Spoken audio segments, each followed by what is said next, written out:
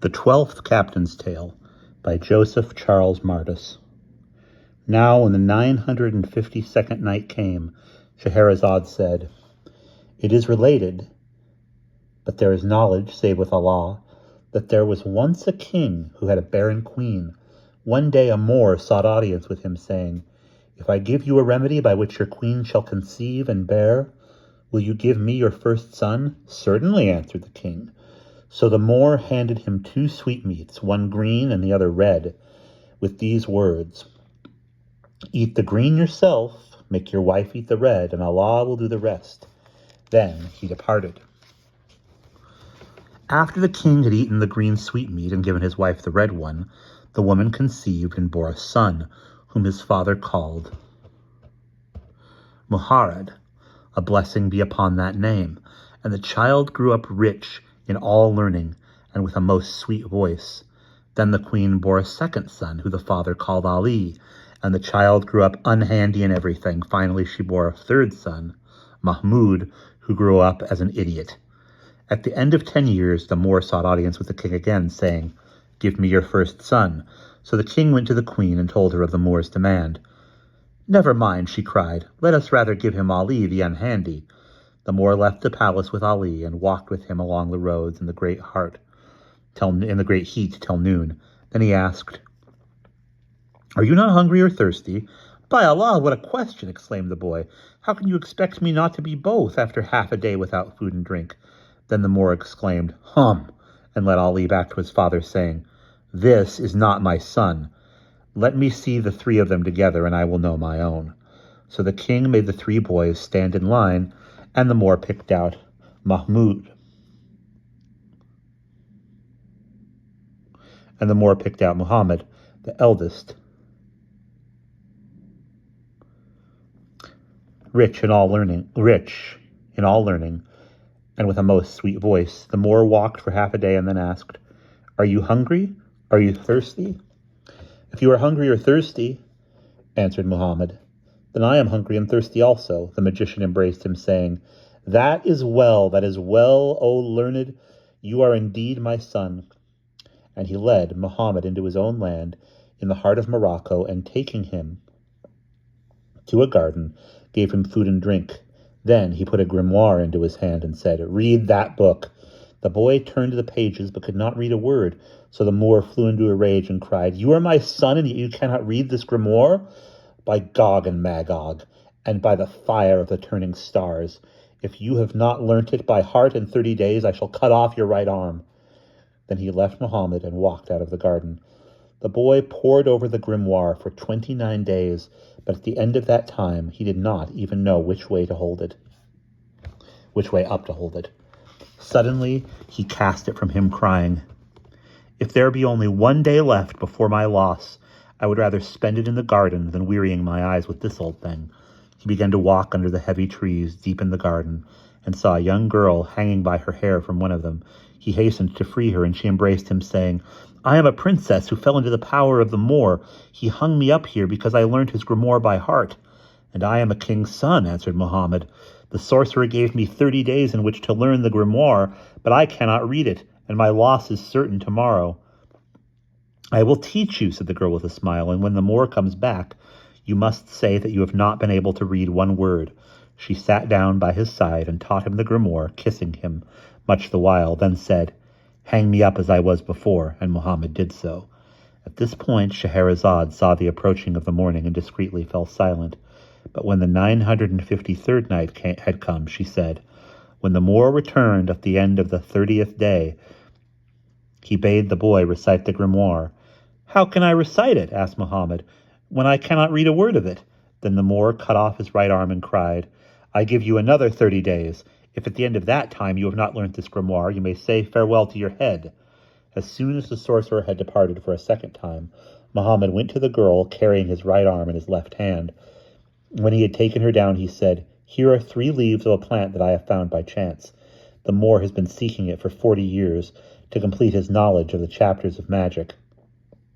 Apply them to the 2 parts of your arm, my dear. The boy did as he was told, and his arm was restored to its former state. Then the girl read out the grimoire and rubbed another of the magic leaves, and rubbed another of the magic leaves the while. Hardly had she spoken when 2 racing camels came out of the earth and knelt down near them. At once the princess mounted one of them and said, "Let us each return to our parents. Afterward you can come and ask for my hand in marriage. My father's palace is in such a place, in such a land." She kissed him tenderly, and they departed, one riding to the right and the other to the left. Mohammed came to his father's palace, shaking the earth with the formidable gallop of his camel. But there, instead of telling his story, he handed over his mount to the chief eunuch, saying, "Sell it in the camel market, but be sure to keep the halter from its nose." When the eunuch offered the camel for sale, the hashish seller came along and wished to buy it. After a great deal of chatting and chaffering, the animal changed hands at a very moderate price, for the eunuch, like all his kind, was no great hand at a bargain. He even sold the halter as a make-weight. The hashish seller led the camel to the space in front of his shop and showed it off to the hashish eaters, his habitual customers. He set a bowl of water before it, while the takers of the drug laughed as if their hearts would break. But the camel placed its 4 feet in the bowl, and when the new owner beat it and cried, "Back, back, you pimp!" the camel threw up its hind legs and, diving headfirst into the water, disappeared. The hashish seller beat his hands together, showing the halter that still remained to him and crying, "Help, help! My good Mussulmans, my camel is drowning in that bowl." Folk ran up from all sides and said to him, "Be quiet, O man, for you are mad. How could a camel drown in a bowl?" "Begone," he answered. "What are you doing here? I tell you that he dived in headfirst and disappeared. If you want further proof than this halter, ask the honorables who are with me."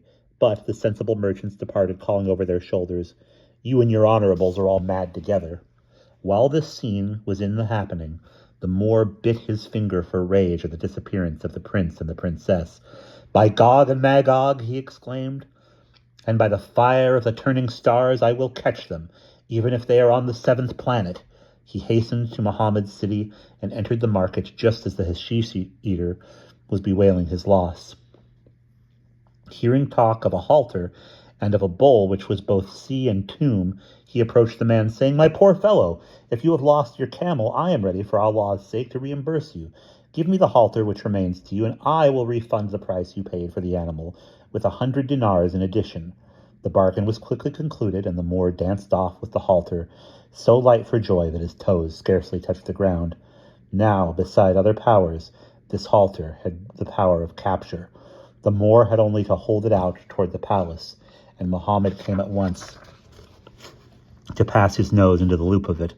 Also, at contact with the cord, the boy was changed into a camel, which knelt before the sorcerer.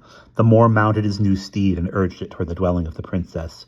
When the two came below the walls of the garden that surrounded the palace, the magician worked the cord to make the camel kneel, but this movement brought the halter within reach of Muhammad's teeth, and he at once snapped it through so that its power of capture was destroyed.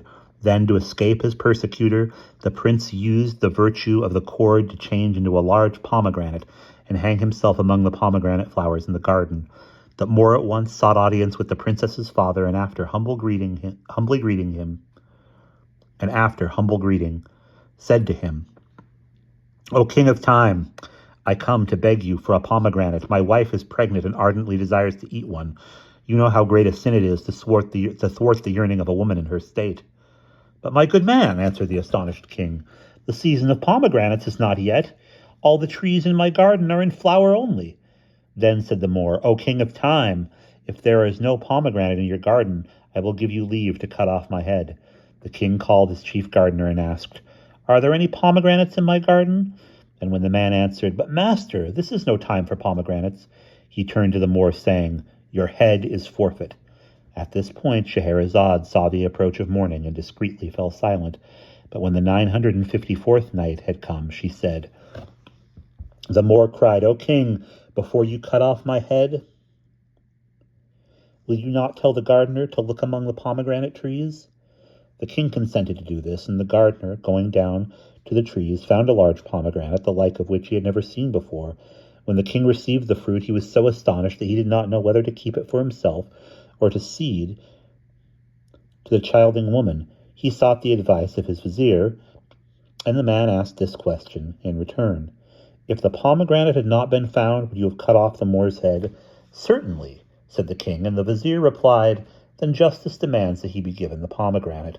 The king held forth the fruit in his hand, but as soon as the Moor touched it, it burst asunder, and all of the grains were scattered on the floor.